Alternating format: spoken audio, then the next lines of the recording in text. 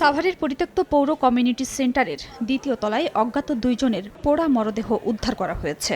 এ ঘটনায় এলাকায় চাঞ্চল্যের সৃষ্টি হয়েছে। গত ৬ মাসে ভবনটিতে ৫ জনের মরদেহ উদ্ধার করে পুলিশ। পৌর কমিউনিটি সেন্টারটি ২০২৪ সালের ৫ই আগস্ট পুড়িয়ে দেওয়া হয়। এরপর থেকে পরিত্যক্ত ভবনটিতে মাদকসেবী সহ অপরাধীদের অভয়াশ্রমে পরিণত হয়। সিসিটিভির ফুটেজ দেখে অপরাধীদের শনাক্তের চেষ্টা চলছে বলে জানিয়েছে পুলিশ। আমরা ঘটনাটি খতিয়ে দেখতেছি, বিস্তারিত তদন্ত শেষে আপনাদের অবহিত করা হবে। এদিকে আধিপত্য নিয়ে মাদারীপুরের ডাসার উপজেলার বালিগ্রাম এলাকার আব্দুল জমাদ্দারের সঙ্গে একই এলাকার শহীদ মাতুব্বর ও আব্বাস চৌধুরীর বিরোধ চলছিল।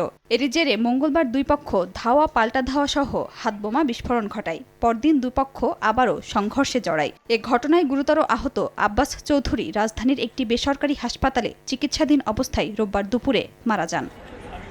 এদিকে নারায়ণগঞ্জের সিদ্ধিরগঞ্জে খালের পানিতে নীল রঙের প্লাস্টিকের একটি ড্রামের ভেতর থেকে হাত পা বাঁধা অবস্থায় মোহাম্মদ আলী নামে এক যুবকের লাশ উদ্ধার করেছে পুলিশ। খাদিজা স্বপ্না, সময় সংবাদ।